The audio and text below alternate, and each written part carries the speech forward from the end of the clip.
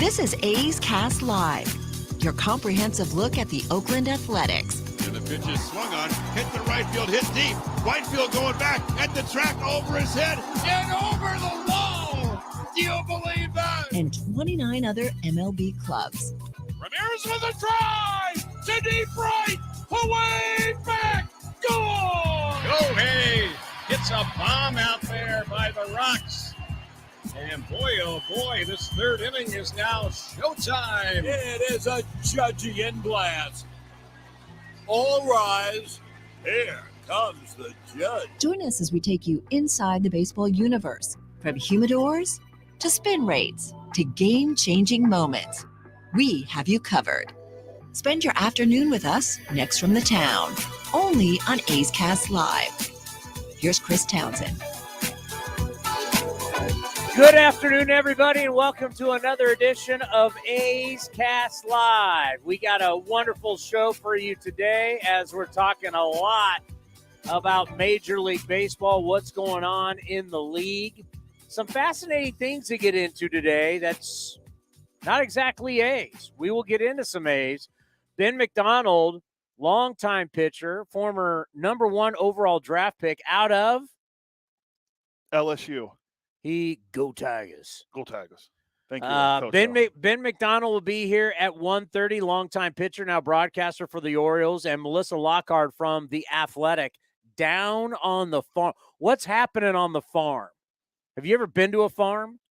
I grew up in Western PA, so the answer is yes. Okay, so we're going to go down on a farm and find out what's going on the farm, as we're all hoping for a big debut from Kevin Smith yesterday, and that did not happen. So, and when does she think, if things continue to go like the way they're going, when does the farm come to the big city?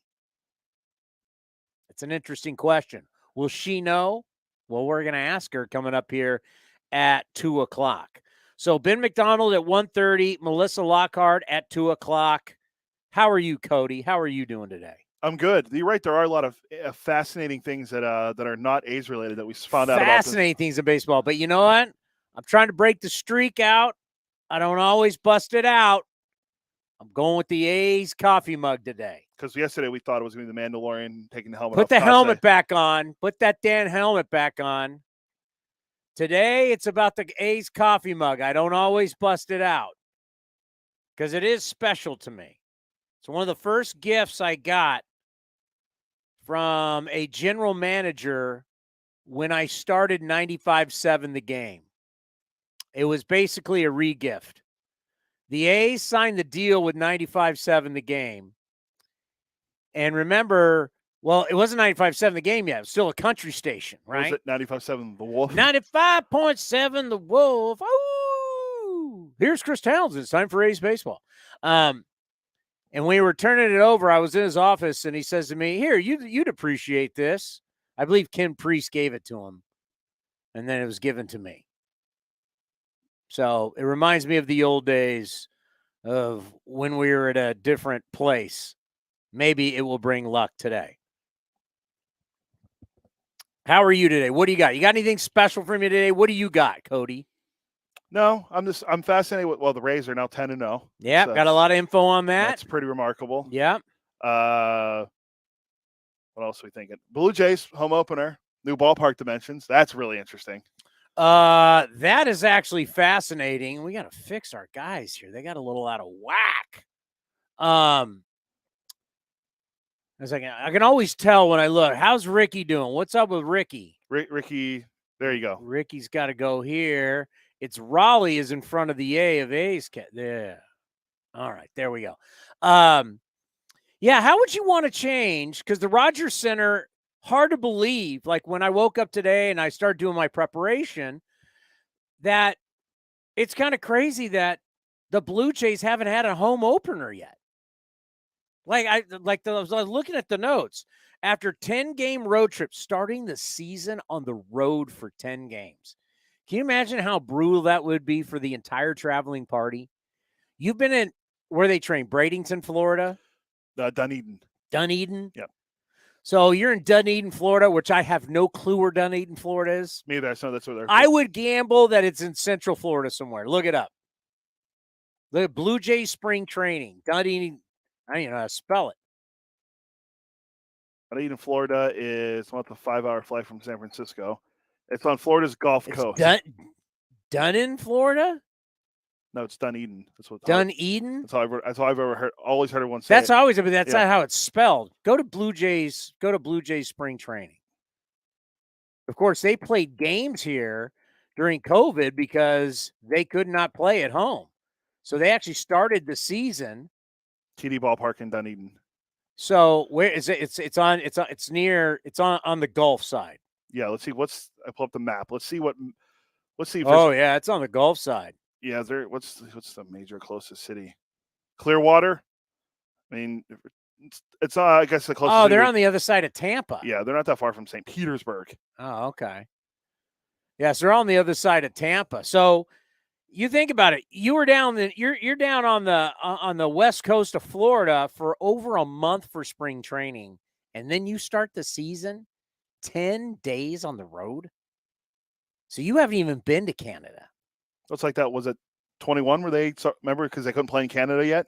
Well, yeah, I mean, yeah, they played. It's like twice in 3 years they've had to do this.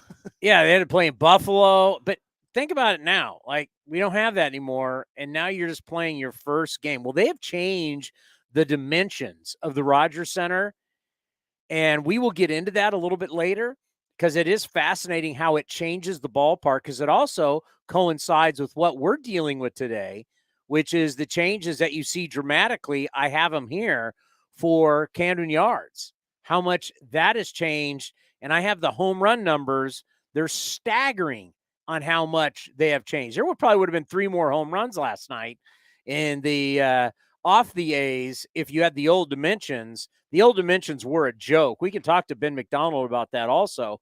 But what this is telling you is teams are changing their ballparks, not their teams. They're always changing their teams, but they're trying to change their ballparks based on their players at times. And that's kind of crazy that you're going to invest this money into changing walls and fences and moving in and moving out. If you could change the Coliseum, how would you change the Coliseum?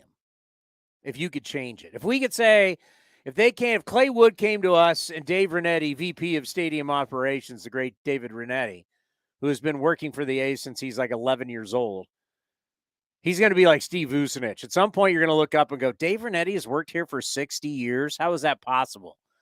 He's been an employee for the Athletics since he was like 11. I know. It's wild to think about. And we did that great interview with him, by the way. Still on A's Cast. You can still get the podcast, athletics.com/A's Cast. We need to do another one of those. I would say, if I had to pick, if there's anything I would say, because people are going to go, well, get rid of Mount Davis. No, that's not something we can get rid of. I would say, I'd say get rid of Mount Davis. Okay. All right, so that would be awesome. That's one. Mount Davis is the most useless structure. Maybe I have no research on this. I have no data. I'm completely out of my backside on this one. But I'm going to say that Mount Davis is the most expensive, useless addition to a American sports facility in the history of our country. I don't think I'm going out on a limb there, but I may be. Once again, I have not researched this. And, there are calculators that you can go back and say, how much $1 million back in 1901 versus 2023? There's calculators of what $1 million then would be now, right? You can do that. So I don't know if they did something. I'm just spitballing here. The Polo Grounds or something, or Forbes Field or Griffin, whatever, and all those old school parks. If they added something that would have been, well, back then they spent $500,000, but $500,000 back then is like $200 million now. I don't know.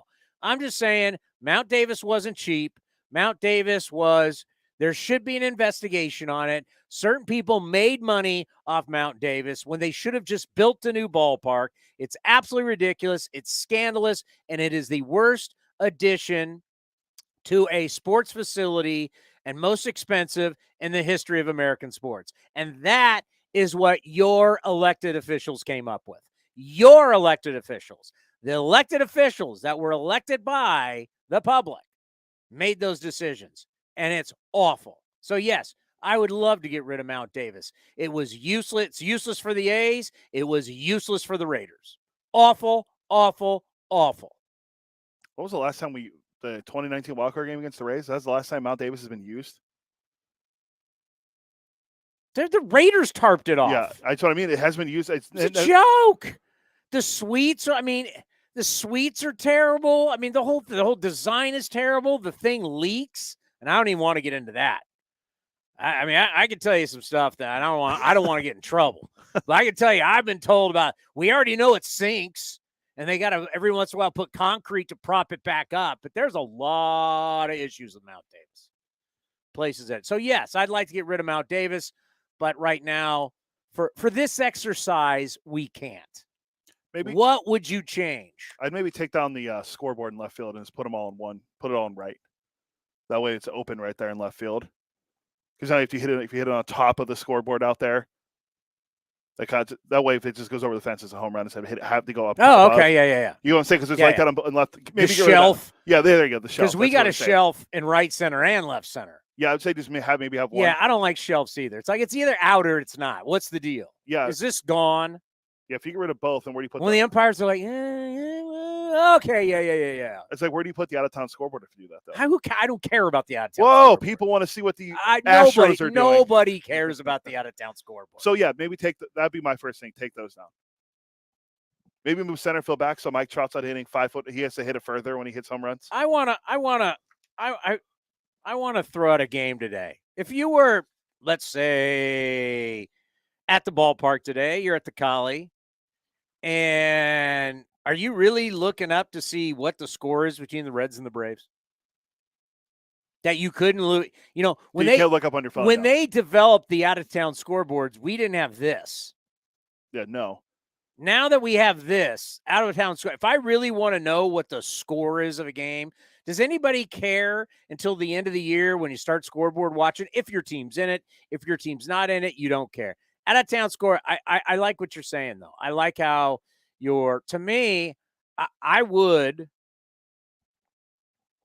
like to bring center field in. Okay. I was saying push it back because of Mike Trout, but yeah, bring it in. I'd like to bring center field in because too many times do you see guys get good wood on someone who'd oppose me on this would say, well, during day games, we don't have enough day games. We've got way more cold night games where guys get good wood and center fielder's not even at the track, right? Maybe at the track, before the track. There's just too many games where dead central, it just plays deep.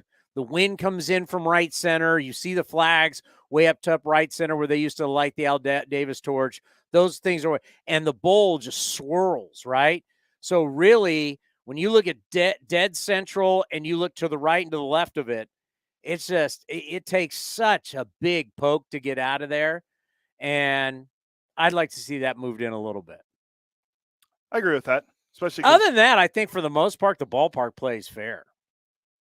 Yeah, I mean, aside from taking down the shelves, I don't want a bandbox. No, because now they're saying, isn't what they're saying about what could happen with Rogers Center. So yeah, Rogers Center, we'll have some numbers on. Yeah. It's going to be like, so when you see Blue Jay players numbers go up, just remember they're now turning their ballpark into potentially the #1 home run ballpark in baseball. And that ballpark already played small. So correct. So it's going to be interesting. I predicted Josh Donaldson when he left the A's. I said, watch, he's going to go to all those small ballparks in the AL East, and he's going to dominate. And what happened? He dominated. He won the MVP. He won the MVP. So are you saying that if Chris Bryant would have signed with the Blue Jays, he did a home run at Rogers Center? No, because he's at Coors Field and he should hit probably 35 home runs a year at Coors Field. Didn't check last night, but going into last night, he still has not hit a home run at Coors Field. Still does not have a home run at Coors Field in 31 games. How's that possible?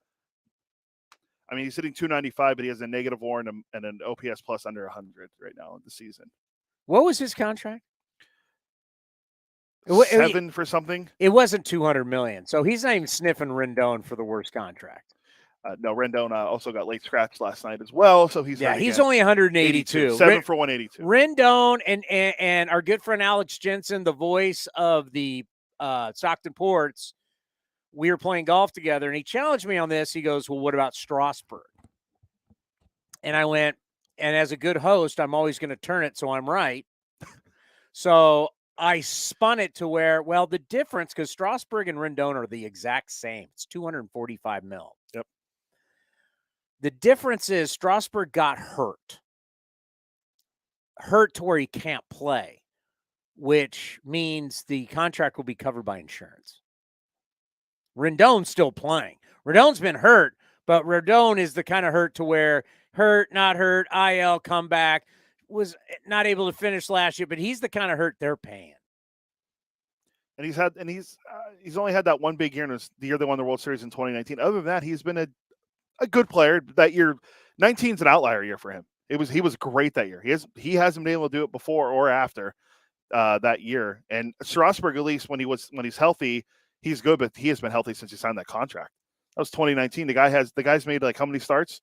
It's under 30, I think. Well under 30 since he signed that contract. So yeah, Brian Steele's nowhere near as bad as either of those, but Rendon's is by far the worst. This has just come out.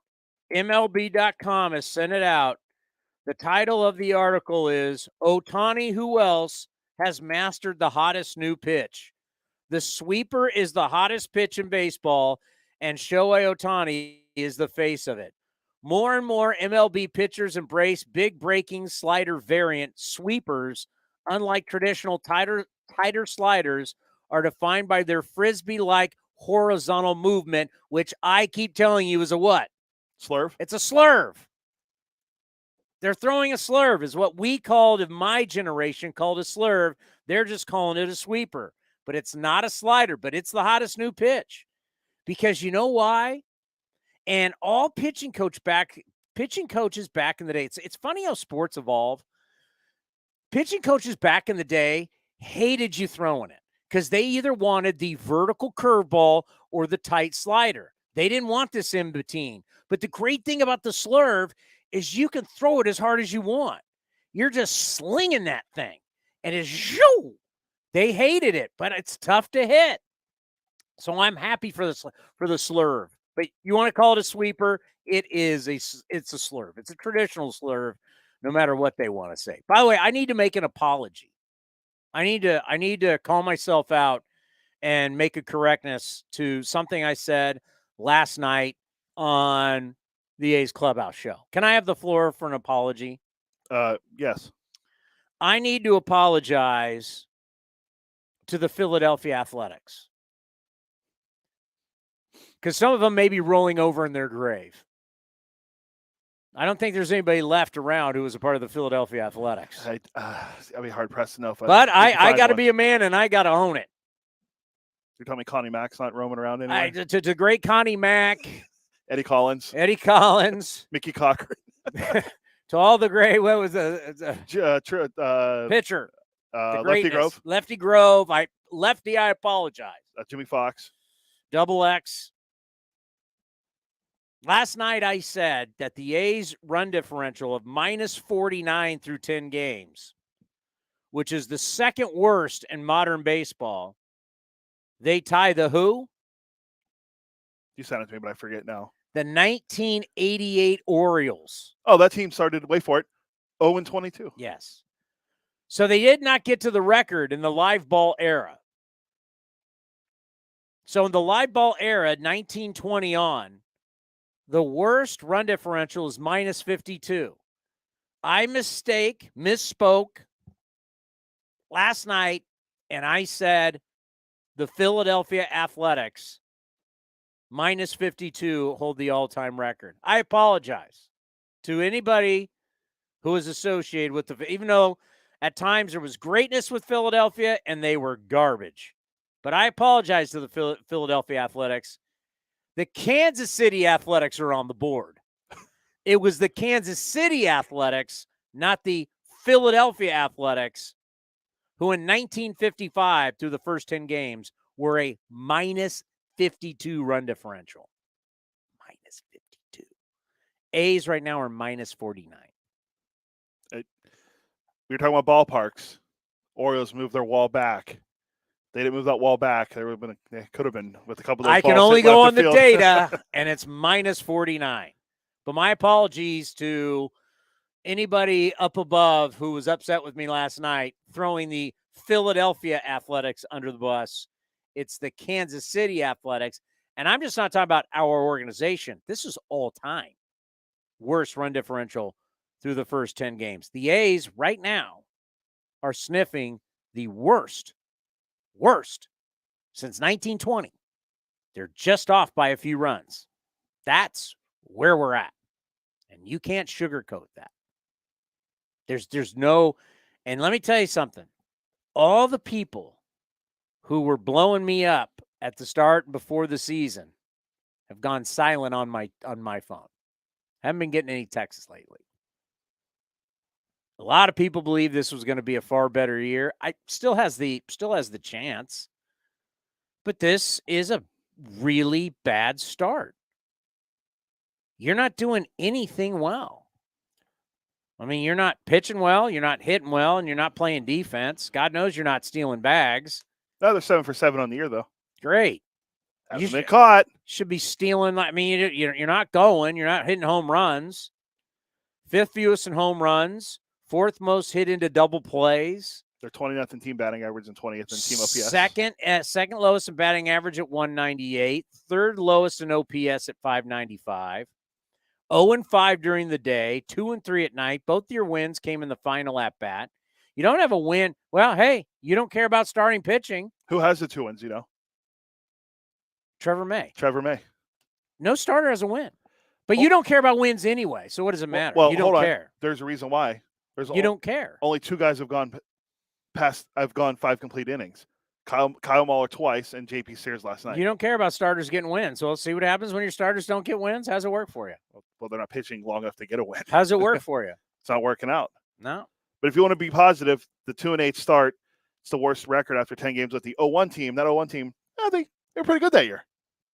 Hudson Mulder and Zito walking through that door. Tejada.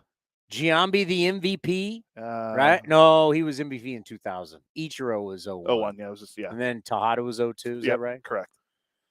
Giambi should have been the MVP in 0-1. Go back and look at the numbers. He was robbed. His whole Ichiro slap-hitting guy out of nowhere. Rookie of the year and MVP. He was a joke. Giambi in 2001. Because they won 180 games that year. 47 doubles, 38 home runs, 120 RBIs, walked 129 times, a 1,137 OPS. And this guy's not the MVP? And he hit 342. Didn't lead the league. Let's go over these numbers again. This guy wins the MVP in 2000. He might be on steroids. Giambi, give me Giambi's numbers again, not winning the MVP. Wait a minute. And give me all the statistics he led all of baseball in. Doubles with 47. So he led baseball in doubles. Walks. Walks. Does it matter how he get on base? No. He had a 477 on base. So he's leading on base. 660 slug and a 1,137 OPS. 199 OPS plus. But your writers, they're old school. Give me Ichiro's weak year. How did Ichiro win the MVP over Jason Giambi? That is unbelievable. Ichiro in 2001, he led baseball in hits. He led baseball in steals. He led baseball in batting average. He beat him by 8 points. Your old school guys look at batting average. 8 points. Giambi didn't lead in home runs. He only had 8 home runs. He's a leadoff hitter. Giambi had more doubles than this guy. Well, so he slapped a bunch of base hits, and you were one of them. Oh, Ichiro, this is the greatest thing I've ever seen. Jason Giambi was way better of a player than Ichiro in 2000. What's Ichiro's OPS? 838. What's his OPS plus? 126. 126 to 199. Who was the MVP? It's probably Giambi. Wow, Jason Giambi. But who would have led in home runs and RBI that year? Manny or A-Rod? Because Giambi didn't lead in home runs or RBI that year. So who would have led in? I don't know. I'm just trying to think of the American League. It's a steroid era. It could have been a handful of guys. Let's see. It was A-Rod, 52 home runs. Brett Boone led in RBIs. Like I said, there was a lot of steroid guys. It was a loosey-goosey era. Come on. Let's be real. Soon to be father-in-law of Nick Allen. Brett Boone. Oh, really? Didn't know that. Savannah? That's Nick Allen's fiancée is Brett Boone's daughter. Oh, I didn't know that. Yeah. Oh, that's the more you know. Part of the Boone family, the legendary Boone baseball family. Brett Boone had how many RBIs? 141. Wow. Manny Ramirez had a down year there. He only hit 41 and drove in 125. Wow. Boone, yeah. 37 homers, 141 runs driven in, a 331 average, 950 OPS. How silly were we back then to think, well, this is amazing what these guys are doing. Brett Boone had 100. Brett Boone was a weak hitting second baseman at one point. Next thing you know, he's juiced up and he has 141 RBIs. Oh my God. The MVP race was actually close. Each only won by 8 points. Giambi had such a better year than Ichiro. It's a joke. He also led in WAR with 9.2. Who? Giambi. He had a better WAR? By about a point and a you half. writers. I could call up every writer from 2000. 2001. Or 2001. It's a joke. Coming up next, the dimensions have changed at Rogers Center. They've also changed at Camden Yards, and it's dramatically affected the Orioles and their team. We'll talk to Ben McDonald, the former big right-hander, next, right here on A's Cast Live. This is Chris Townsend. There are two things that are a must for me: comfort and style. Whether I'm playing golf, going to dinner, I've got to have the right feel. That's why I've partnered with Link Soul, and you're going to love Link Soul. They have just released their new spring line, new fabrics for their polos, lightweight and perfect for technical performance. Link Soul also has new styles for their layers and hoodies with cool prints and seasonal colors. You know what they say in the big leagues: look good, play good. Go to linksoul.com. That's linksoul.com.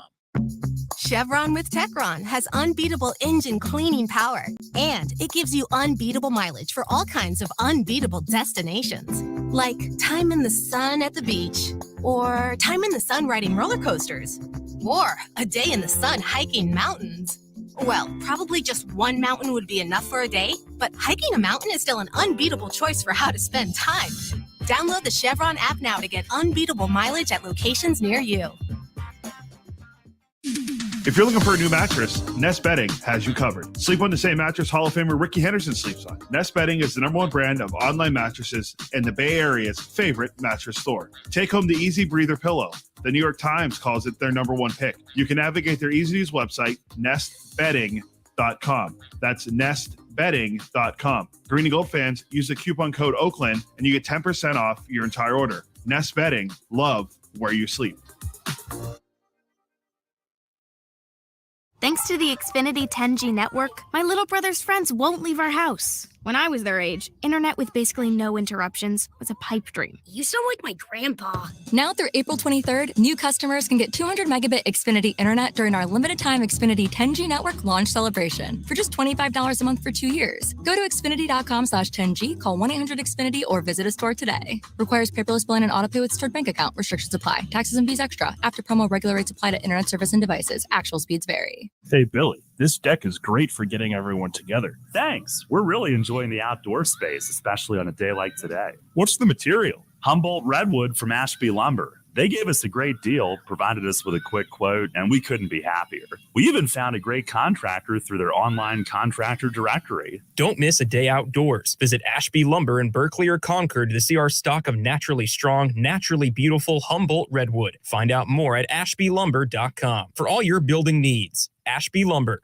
Innovation is at the core of Cal State East Bay, like at our Green Biome Institute, where faculty and students preserve genetic information from California's endangered plants, or how we open doors for local entrepreneurs at our Small Business Development Center. From educators to nurses to STEM professionals, Cal State East Bay has real impact throughout the region's neighborhoods, boardrooms, and the entire economy. Be part of the innovation. Connect with Cal State East Bay at csueastbay.edu/impact. This is Chris Townsend, and if you're looking for a great place to eat and watch games, go see my friends at the Chicken Pie Shop of Walnut Creek. The Chicken Pie Shop is one of the hottest restaurants in Walnut Creek. You're not going to find a better menu, and come try their world-famous chicken pie that has been served in Southern California for 86 years. Spacious indoor and outdoor dining, perfect for your next private party or corporate event. Don't forget free parking. For more information, go to chickenpieshopwc.com. That's chickenpieshopwc.com. Humanity has accomplished a whole lot so far. We created penicillin, the automobile, and the internet, not to mention drones, duct tape, and the hot dog. It's all thanks to the power of human connections. And Ring Central's here to make that even easier, more seamlessly and securely, on a platform built to grow your business. Say hello to a whole new way to say hello. Visit ringcentral.com and say hello to possibilities. Ring Central. Message, video, phone, together. Streaming from the town, A's Cast Live continues with Chris Townsend. Well, we'd like to welcome back the big right-hander. You talk about a great career in Major League Baseball. Of course, was the #1 overall pick, was a gold medalist. And I think without a doubt, in the Crew Cut Hall of Fame, the great Ben is with us once again. How are you? Man, I'm doing good, Chris. How about you guys? Everything good? Everything is good except for a rough start. The A's, as you know, I mean, you start out like this, you're digging yourself a big-time hole. Yeah, look, it's tough. I mean, you see the A's right now and struggling, right? Offensively struggling, pitching, the pitching staff. I know there's some injuries mixed in there. And, of course, Muller going tonight. Now, he's been pretty good. You know, he's been their opening day starter, and he's been solid for you. So I think it's going to be a really good game tonight. Grayson Rodriguez, you know, making his Orioles debut here in Camden Yards, had his first big league start the other day in Texas. So good pitching matchup tonight. But, yeah, you know, I look at the A's and I see the A's kind of where the Orioles were, say, a couple of years ago, in the middle of a huge rebuild. And I know it's difficult for A's fans. It was very difficult for us as Oriole fans to go through that rebuild. But sometimes you got to take a few steps back. Because if I remember correctly, the A's were playoff teams, what, at 18, 19, and 20, I think, you know, and above 521. And, of course, lost over 100 games last year. So this is kind of what you go through with the smaller market clubs from time to time. And, you know, we're on the other side of our rebuild. It feels like you guys are right in the middle of y'all's right now. You know, I think you're a perfect guy to ask because you know what it's like to have all the hype about you, and then you're coming to town. We just had it with Shintaro Fujinami, our Japanese pitcher, who on opening day we had T-shirts made. You talk about Rodriguez going tonight. You guys are going to give out shirts there. I mean, when it's this huge debut and it's your first time in front of the home crowd, just – you know, there's enough pressure just going out there getting out. What's it like put all this extra promotional pressure on these guys? Well, I mean, look, it's a lot. And for a young guy like Grayson Rodriguez, who was a first-round draft pick, he was the #1 pitching prospect in baseball a couple of years ago. Probably should have made his debut last year. I felt like he was one start away in AAA, and he had a lat issue, and the lat issue kept him, you know, on the shelf for about 3 months, and really wasn't enough time to get him back to the big leagues last year. He got called up really quick because of an injury to Kyle Bradish. He made his start in Texas, but this is the home opener. And so can you go out? Can you control your emotions as a 22, 23-year-old kid, especially in front of the home folks? But I'll say this. Grayson Rodriguez is a lot more mature than I was. I was in the big leagues at 21 and didn't know really what it was all about. I came straight from college to the big leagues. At least he's had some years in the minor leagues to kind of see what pro ball is about. But still, he's a very emotional kid. Of course, his mom and dad's here. He wants to do well desperately. So, you know, I think the first inning for him is going to be the most important. If he can navigate through that first inning and stack a zero, he could be off and running for a while. If you could sit him down and you could just have a conversation with him with everything that you've been through, what would be the #1 key you would give him going into this start? Well, I would give him the same advice that Cal Ripken Jr. gave me when I made my first start here many, many years ago. And he said, listen, the game's not changed. It's a little bit harder. It's still 60 feet, 6 inches from that pitch and rubber to home plate. It is still 90 feet from base to base out there, although not quite 90 feet anymore since we got bigger bases. But that's a different subject. But he said, listen, the game's tougher. If you make good pitches, you'll get guys out. If you make bad pitches and you make mistakes, your mistakes are magnified at the big league level. It is a very tough place to learn how to pitch at the big league level. I went through that. I know how difficult. There was so many nights I went home and I banged my head on the wall wondering why I couldn't get big league hitters out consistently. And then finally, you get about 200 innings in the big leagues and that light bulb starts to flicker a little bit and you start to figure things out. But I would just tell Grayson, go out and fill up the strike zone. Go throw your best stuff. Don't try to nitpick around. Be aggressive in the zone, because when we're aggressive as pitchers and we put hitters on defense right away, and Grayson's got some big-time stuff, right? Fastball is going to average 97. You're going to see a really good changeup and a really nice slider, an occasional curveball too. So he has the stuff. The question is, can he be aggressive in the strike zone? As you guys know, he had some control issues that we didn't see last year in the minor leagues. He had some control issues in spring training this year. That's the reason why he didn't make the club, and then he gets called up because of an injury. So he was solid against the Rangers, gave up 2 runs in the first inning, and then 4 consecutive shutout innings. So certainly something for him to build off of. You have some of the best Cal Ripken Jr. stories. I mean, I think about Cal Ripken calling your pitches. I mean, just when Cal Ripken comes over to talk to you and you're a young player, I mean, because we don't think of him being a very vocal guy, right? He wasn't Mr. Media guy. Cal was a star, a great player, 2-time MVP, the streak and all of that. Just when Cal Ripken came over to talk to you, what was that like? It was, yes, sir, Mr. Ripken. You know, I mean, the story with him calling the pitches is Chris Hoyles was a young catcher too, right? And Cal and he wasn't a very vocal guy. He would just kind of sit back, and he didn't force himself on anybody. But, you know, me and Chris was in the clubhouse after a game, and I think I'd given up 4 runs in 5 innings, got knocked out of the game, and we're trying to figure some stuff out. And he sticks his head in and he goes, "Would you guys like some help?" And I said, "Yes, sir, Mr. Ripken, I would love some help." He said, "Because you guys don't have a clue of what you're doing." I go, "No, sir, Mr. Ripken, I'm 21 years old. I just came from LSU, and I have not a clue of what I'm doing up here." And so he started to develop a way that we would sit down, and he would call pitches from shortstop. And then we would sit down with a 6-pack of beer after the game, and we would talk about certain situations on, this is why I wanted to throw Paul Molitor like this with a runner on second. This is why I wanted to pitch him like this with 2 out and nobody on.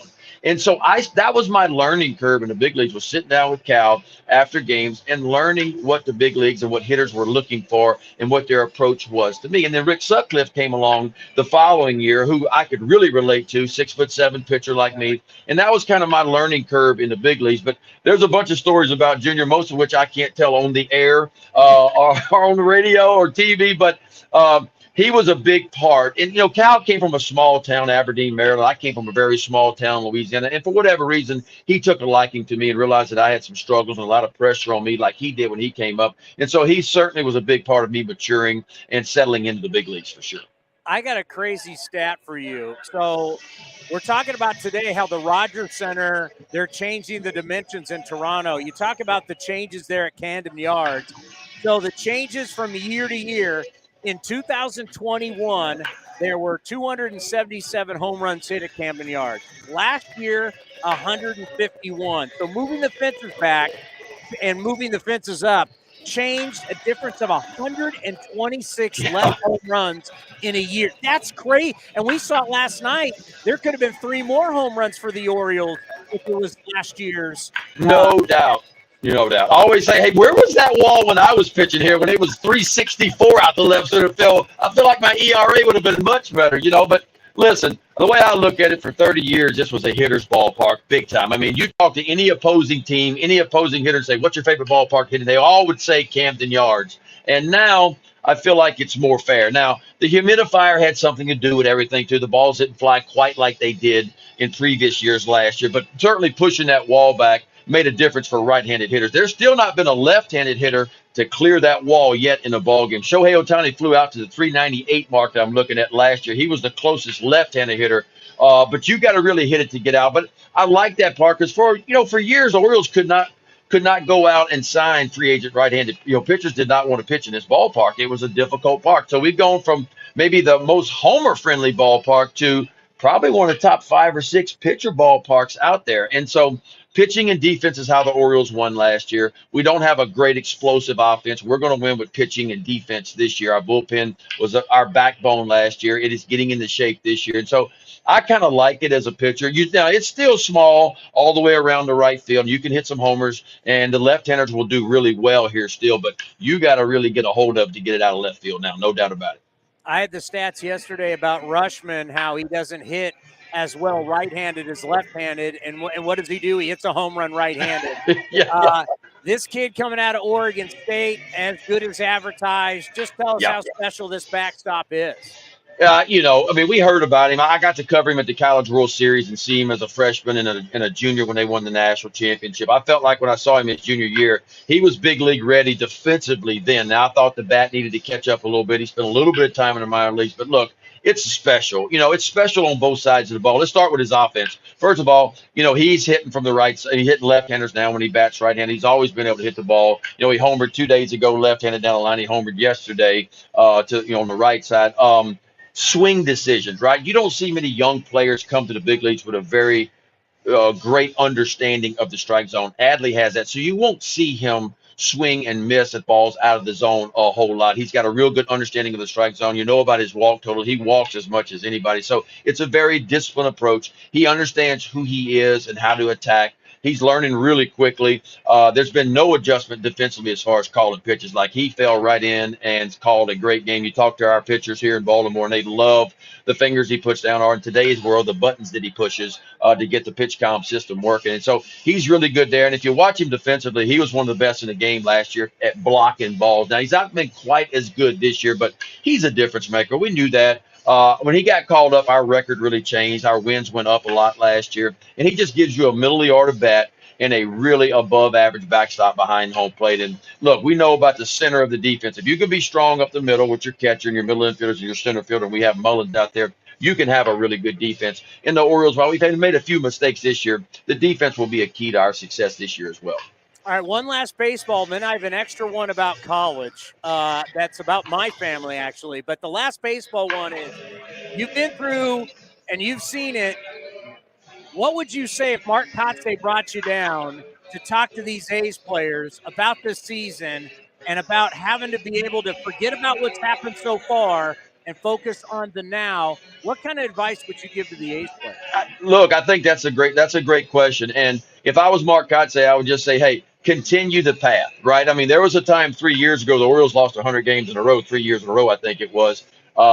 It was difficult for our players, but you're learning as you go. And I was looking at your guys' lineup. There's a lot of young guys out there. Smith's 26, Capel's 25, Ruiz is 24, Rooker's 28. Langoliers is 25. So you guys have a young position player group. So I think it's stay the course. Don't get frustrated so much with the score on the scoreboard. Although we all want to win, we're competitors, but you're learning at the big league level. This is going to turn around. There's some difficult times right now, but we need to stay the course and continue to get better every day. That's all you can do. The good news for Oakland is nobody in the Western Division seems like they want to take the ball and run with it right now. And so while it's been a rough start, at 2-8, there's still nobody that's taken off in the Western Division. Oakland gets hot and strings some wins together. They're going to be right there. So we'll see what happens. Nobody thought the Orioles were going to go from where we went 2 years ago to winning 31 more games than what we won. So anything's possible in the game of baseball. Certainly in a rush streak right now. But I think when I look at your team, you get some guys back from injuries. This is going to be a very, very competitive team. It doesn't look like it right now, but listen, we've only seen a sample size of the season so far. All right, so I have twin girls who are juniors in high school, and we're starting to look at colleges. And I've spent a lot of time in New Orleans. I've done Super Bowls, Final Fours, Arena Bowls. I've spent a lot of time. I've actually done a couple games at LSU football. And all of a sudden they're asking me about LSU, and then they're asking me about Tulane. And I'm like, sending my kids to college in New Orleans, good or bad idea? Wow. Look, I live an hour from New Orleans. I go down there about once a year, if that means anything to you. Once you've seen Mardi Gras a couple of times, the restaurants in Baton Rouge are just as good. New Orleans is a cool place to visit. I don't know that I would want to live down there. If they're looking for that great college experience, it's hard to steer anybody away from LSU. I mean, the sports programs that we have, the things that you have to do in Baton Rouge. I mean, the baseball team's ranked #1. The football team had a great year. Our girls basketball team just won the national championship in basketball behind Kilmucky. Baton Rouge is an awesome place to go to school if you're looking for that college experience. And although we get pegged as a party school, and I'm gonna be honest, we party a little bit down in Baton Rouge. I mean, we look for a reason to party. It's still a solid education too, and it's a wonderful. My son is a student at LSU right now. Could have gone anywhere to go to school, but he wanted that LSU experience as well. Yeah, when she brought up Tulane, I know it's a really good school, but man, in New Orleans, that could be a bad idea. Yeah. Hey, it is always a treat to have you on. You know how much I've told you in the past growing up as a college baseball player, but I was watching you in high school. You were a huge inspiration to us. I love having you on my program. Continued success, and let's talk later in the season. I appreciate the kind words. Look forward to that. You guys take care. The great Ben McDonald right here. You remember how big, I mean, he was a star. The original. Remember Stanford got him. Stanford beat him as Stanford won the 2 national titles in the late 80s. But when it came to ESPN and baseball and the College World Series, you had that era of Mississippi State, which was Palmeiro, Will Clark, the Cowboy Jeff Brantley, Bobby Thigpen, and then it was LSU, and it was him. And he was the number 1 overall pick, and Ben McDonald. And now you think, how many more wins and how much lower would the ERA be and how much bigger the WAR would be for Mike Mussina if he pitched in this ballpark now? What would Ben McDonald's numbers? He was 78-70, right? That's a quality career. 78-70, made millions, right? What would these guys' numbers be? Because Camden Yards was a joke. It was home run derby. What would Mike Mussina be? Because you saw Mike Mussina his last year won 20 games. What was his ERA at Yankee Stadium? Oh, at Yankees, I'd have to look that up. Well, just overall. Overall, yeah, 337. Okay, he was how old? 39. 39 years old, had a 3.37 and won 20 games. Can't tell me that means nothing. 20 wins and a 3.37 at 39 years old. It's pretty impressive. And made 34 starts. Okay. At Yankee Stadium, more of a pitcher's ballpark other than right field, right? The rest of the Yankee Stadium's, right center to right, but center field, left center. Think about if he pitched where, listen to this, folks. They raised the outfield fences 6 feet. They pushed back the fence and left all the way out, as we saw last night, 26.5 feet. They pushed it back. That's changed from one year to another. 126 less home runs at Camden Yards. 126.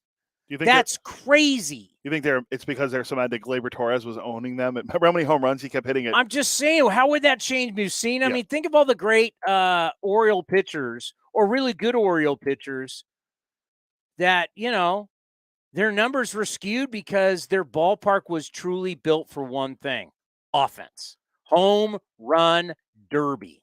You've seen it finish in the top 5 of Cy Young with the Blue Jays 1, 2, 3, 4, Orioles. 5 times. Yeah, sorry, Orioles 5 times. But if we just went back to all those different Oriole pitchers and you just went back and you went through their staffs and you went through their numbers, I mean, this is a difference. The changes in their ballpark changed the ballpark by 126 home runs. How many home runs did the A's hit last year? Let's just I'm going to give you an idea. The A's, who lost 102 games, how many home runs did the A's hit as a team? Change in dimensions, change it by 126 home runs. Did we even hit 126 home runs last year? 137. Think about that. 137. This changed 126. 126 less home runs. The year of 2021, they had 277 home runs at their ballpark. It's crazy. What was we were following it. We were tracking it one year. I can't remember which year it was. How many home runs they gave up as a staff. I was tracking because I was so blown away. They gave up like 300 and something home runs as a pitching staff. Like they obliterated the record. It was 2019. It was the year the Twins and Yankees hit 300 and something, and they gave up like 350 home runs that year as a pitching staff. It's remarkable. Ben McDonald also, you mentioned how he's a 1-1. The Orioles have had 3 1-1s in their history. Can you name them? The what? The Orioles have had 3 players go 1-1 in the draft. Ben McDonald's 1. The Orioles have had 3 players go number 1 overall. Yep. Only 3 in the history of their franchise. 2 of them have happened more in the last, we'll say 6 years. Well, Rutschman. I would have gone Jeffrey Hammonds out of Stanford, but you just said, and that's my error. I played against Hammonds. You're saying he just recently went? It was last year. Actually. Gunner? It was Jackson Holiday, Matt Holiday's son. Oh, that's right. Those are the 3 guys. Ben McDonald, Adley Rutschman, and Jackson Holiday. The Orioles, a historic franchise, have only had the number 1 pick 3 times. And they were bad for 3 straight years, and they had the number 1 pick with just Rushman. And then they had it with Jackson Holiday. So it's pretty good. It's pretty remarkable success that the Orioles have had the Oriole way. And then they kind of lost the way for a while. And they haven't had success in. No, I'm talking about back then. That's why they never had number 1 pick. Oh, yeah, back then. Well, the only reason they didn't want number 1 pick in '89 is because they lost. They started 0-22 in 1988. I mean, all you have to do if you are an A's fan and you're older, you know this. If you're an A's fan and you're younger, you just got to go research your history and see how many times the A's teed it up against the Orioles in the playoffs. I mean, you go back to the 70s. I mean, this is, the clashes. I mean, the Orioles were always there, late 60s, 70s. The Orioles were there in the 80s. I mean, this is a very proud franchise. They were the original. I know the Dodgers had their way, the Dodger way, but the original whose way is it was the Oriole way, right? As the Yankees were always taking other people's properties, I mean, they were about development. We're going to get you in, and you're going to play baseball the way it's meant to be played. Now, they were always built on being as Earl Weaver, the 3-run home run team. But what they did was they pitched 4 20-game winners. I was just looking at that team right now. I mean, they played defense. They pitched. They had quality players. They had good athletes. And, they haven't been good since. I mean, with Buck Showalter recently had that quick little brief return. But even though as much as we go, the Orioles, they won 83 games last year. And who knows? I mean, maybe, just maybe. I mean, they're off to a 5-5 start. Maybe they'll have some success, but we'll see. Yeah, all you want to see is improvement. Like, that's what Ben was talking about with the A's. Like, yeah, they're starting out bad, but, it's still early in the – well, not early, but they still have time to they win 5 in a row. They're right back in it early in the year. I mean, we'll know how the rest of the season – but I'm just talking about right now. He said it. The A's, you got to figure out how to get competitive. Yeah, I mean, you're not shooting. You shouldn't be shooting for the West. I'm not worried about record. I'm not. I mean, you need to tell me how you're going to be competitive. How are you going to be competitive on the mound? How are you going to be competitive at the plate? And how are you going to be competitive defensively? That right now, I don't want to hear about record. I don't want to hear about any data. I don't want to hear about the only thing with the A's. 3 things: how are you going to be competitive on the mound? How are you going to be competitive at the plate? And how are you going to be competitive defensively? Because right now, you have not been competitive. You're not competing. You're throwing guys out there. There's guys wearing uniforms, but you're not competitive. I mean, the scores show it. After 10 games, you're minus 49 in run differential. You are not competitive. You're a few runs off the worst run differential in the history of baseball through 10 games. You're not competitive. You're not competing. You're putting on uniforms. You're collecting a check. But, and I hate to be that harsh, and I've tried to be more positive because it's early in the season, but it is what it is. And somebody, luckily you got a guy going tonight who has been competitive, and Kyle Muller. And I'll say it again, J.P. Sears, you may not love his outing, but if your number 5 guy in today's baseball gives you 5 innings, 3 runs, you'll take that. Yeah. I'm not asking you. J.P. Sears is not your 1, not your 2. He's your 5 guy. He's the guy you would skip. He is a guy that you'd put in the bullpen for long if you needed it. If that guy gives you 5 and 3, you're okay with that. Yeah, and like I said, he's only the second pitcher this year for the A's to go 5 innings. I mean, Muller's done it twice, 5 innings on opening night and 5 2/3 against Cleveland, and then J.P. Sears last night, where it didn't look like he was going to go 5 innings after the inning he had, but he rebounded and pitched well. I mean, Kyle Gibson looked the same way. He had like 30. How many pitches did he have in the first inning? And then very economical. But yeah, J.P. Sears looked good last night pitching for a guy that we didn't even know was going to make a rotation. He looked okay. Let's not oversell it. He looked okay. He was okay. Compared to what we've seen so far this year, he looked Cy Young. He was okay. 5 innings, 3 runs from your number 5 guy is okay. Now, when you score 1 or 0 runs in 5 of your first 10 games, that is going to be a problem. I'm not going to sit here and I'm going to be honest, Sears was okay. But I'm not expecting him to be anything more than that. He gave me some innings. I was in the game. He left. That could have been worse, but it is what it is. But they're not competitive right now in any aspect. You can't look at any aspect of how the game, it's a sport. How's the sport played? They're not competitive in any of the, I mean, everything you look at, offense, defense, it's not there. So before I worry about 2-8 or 8-8 or whatever the record is, I gotta see you go out there and actually scare some people. I mean, you're talking about, you just got shut out 2 games, 11-0. And then you go out and lose 5-1. I mean, that's not. And unfortunately, people are looking at the Rays going, what have they done? I do have a theory, though, about all the home runs. I don't know. Did you listen to the post-game show? Only a little bit. I listened to the full thing the night before, but no, not a lot of it yesterday. We have Melissa. Do you have the X-Files, my X-Files conspiracy theory music? I can get it. I don't have it. I have a conspiracy, and I believe in just about every conspiracy there is. My conspiracy, how is launch angle down and home runs are up? Launch angle down, so means less guys swinging for the fences, and home runs are up. How is that possible? Maybe they're aiming for line drive home runs. My conspiracy theory is this. Baseball knew changing the rules was a gamble. They knew it. They absolutely knew it, right? We're going to less shifting. Pitchers are going to be, throwing faster. They got all this stuff going on.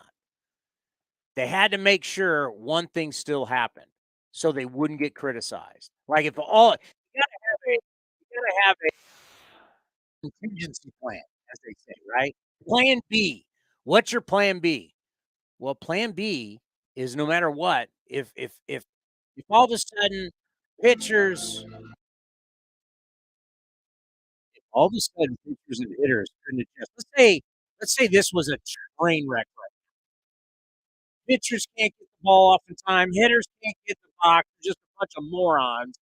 Can't follow rules, right?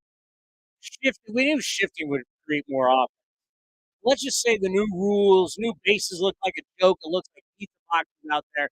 Let's say it's a Manfred ball is a mess, as they're saying it.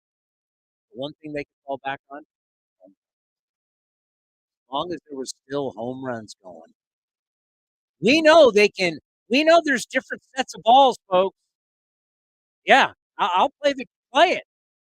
We know there's certain balls that are sent to all these balls are sent to teams, right? They're labeled. Why are they labeled? Why are they going into humidors and the boxes are labeled? And people have had pictures of it. Well, why are there different labels for different boxes? And why are certain balls we have heard have been said, use this for Sunday night baseball. Use this for primetime games on Saturday. We have heard that's a conspiracy theory. They're telling teams won't admit it, of when you don't have to worry about it. We're not on those games. But they're remember the Mets? Yes. Eric Chavez threw it out there. Chavez was like Eric Chavez, however you want to say it. Chavez basically he called it out, going, there's different balls for different games. That's Oakland A's Hall of Famer and hitting coach for the Mets said there's different balls for different games. So maybe they juiced up the balls just to make sure that if things didn't go well with the new rules, there was at least going to be home runs and entertainment. I've seen people talk about that on Twitter about the home run, like the balls being different. For sure. I mean, I think we're never going to know. It's going to be a thing every year about the balls. Well, there's too much evidence that there's boxes with different labeling that's put into humidors. There's people who have leaked it. We're being told to use certain balls for certain games. As long as you're still doing that, and if you're just not saying, hey, here's the baseball, this is what it is. Hey, everybody, chop it open, dissect it. Every ball is pretty much the same. Now, with the way that they make baseballs, it's going to be hard that every ball is perfect. But we understand, like every football's not the same. Hell, golf balls are made by machines, and not every golf ball is the same. But they're pretty damn close, right? Every football is pretty close. Baseball, when they've chopped them open, especially for the past couple of years, We know the 2019 baseball was juiced. We know that. Then all of a sudden, the baseball started flying not as far. I mean, the data tells you that. The data tells you how balls are flying differently. So it's like, is it a conspiracy theory? I don't know. But as long as we're getting information that the baseball delivered to teams that are put into humidors are labeled differently, and certain teams have been told at certain times when to use what baseballs for what games, it leaves it open, the conspiracy theory. And that's why I say, you know what? Baseball needed one thing going into this season. As long as they still got home runs, if the rules are crazy and it's not working, at least balls flying out of the ballpark, there's entertainment. Now, what's happened is rules are working. Games are faster, offense is up, teams are running, shifting, no shifting. So the batting average ball put in play is up for righties and lefties. All of it is working, but home runs are still up with launch angle being down. That's home runs being up with launch angle being down. If that doesn't make you go, what's going on? Something's going on. I agree. It's very fishy, as they say. Maybe we should reach out to our source who knows how this stuff works, see what they're finding. You think Melissa knows? I mean, she's pretty dialed in. Was she ever on X-Files? I don't know. Let's find out. I mean, I know she does an outstanding job with The Athletic. I know Melissa, when we start talking, Melissa Lockard from The Athletic joins us here on A's Cast Live. Put on your X-Files gear, your conspiracy hat on, launch angle down, home runs are up. What do you think? Oh, I love a good conspiracy. So, yeah, I mean, I think you're absolutely right that as long as they're not being transparent about what baseballs are made of, what's inside all of them, that we're seeing the same one in every game, there's no reason we're not going to have these conspiracy theories. I do think there's been some bad pitching involved, especially some of the bad pitching we've seen early in for this particular team. But, I do think that the Aaron Judge chase was so compelling last year that it would be hard for me to believe they wouldn't do everything they could to have some semblance of that this year, even with all the changes and everything else that was going on. So you've been covering baseball for how many years? Since 2004. So, 5 years ago. So when you start thinking about what we're doing with these players that are coming in with these early starts, if not first starts, I talked about Fuji's first start going, I know it wasn't great, but there was a lot going on, right? His mom's over. You got the entire Japanese media there because of Ohtani. Ohtani's the biggest star in the game. He's worldwide star now. We gave out a ton of T-shirts. I mean, there was all kinds of added stuff we put on Fuji's first start. And this Grayson Rodriguez kid, they're giving away the first 10,000 fans tonight will receive a Grayson Rodriguez welcome to the show T-shirt. I mean, you've been covering this a long time. We draft these guys. There's a lot of hype. There's more hype about them than ever before because we can follow them more than ever before. The world's a lot smaller with social media. We can watch all the games now on our computers. We can watch all the minor league games. I mean, this extra pressure we're putting on these guys with their early starts. What do you think about that? I do think the Rodriguez thing is kind of amazing considering they didn't have him on the opening day roster. That's a quick turnaround on T-shirts, right? Here's a guy 2 weeks ago they said wasn't ready for the big leagues. And this week, not only is he pitching for them, but, they've got a T-shirt for him. But, I'm kidding. He's would have been in the big leagues last year for most of the year had he not gotten hurt. He's a fabulous pitcher. And I think those shirts will be collector's items. But it is a lot of pressure. That being said, I think these kids play under a lot of pressure for their whole lives now. They're on the showcase circuit from the time they're like 12 years old.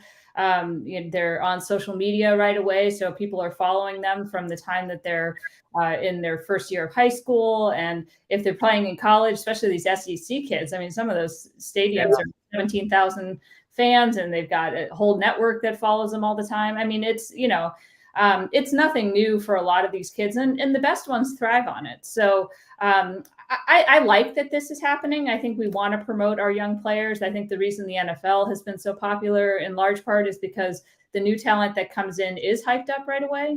Same with the NBA, right? Like, you're not going to have like Victor Mania in baseball because of the way that the development process is, but why not try to capture it with Corbin Carrolls when they're ready? So I think there's a lot of positive to that, but it does take some mental toughness, and a lot of these kids have shown a lot of it. That is such a great point. You hit the nail on the head right there. I mean, the old days of you got to have all these innings in the minor leagues and you got to have all these bats in the minor leagues. And then you're looking at these other sports. These guys are coming in. I mean, you're coming out of college ready to go and make a difference in the NFL, or you got guys coming. You're basically out of high school. You may have to have 1 year in college, and you're playing in the NBA. I mean, so it's almost like I understand how old school evaluators want it, but the new school says, I don't got these front office people. Some of them, they don't have jobs long enough to wait for some of these guys to have all those ABs or all those innings. I need guys to come up now. I need some sizzle on the steak. Yeah. And I think also, the development process is so different too, because a lot of these guys are getting good coaching early. You used to be, you couldn't get a good coach till you were a pro. And now, a lot of these guys are getting really good coaching in high school, and they're getting really good coaching in college. I mean, you look at LSU, they've got a major league pitching coach as their pitching coach. Every single one of those kids is going to come in with almost 3 years of professional experience with the way that coaching staff is set up. So, I think that's kind of changed a lot of the trajectory a little bit. And the fact that guys get hurt quicker too, when it comes to pitching, you almost want to get them there faster before they break down, which is the unfortunate flip side of all of it. Now, I can't say this for all Division I programs, but most Division I programs, if you're a player coming out of one of these programs versus a high school guy drafted and immediately signing and go minor league baseball, there's no question you've had more access to data, technology, and coaching coming out of college than you do at the minor league level. That's just fact.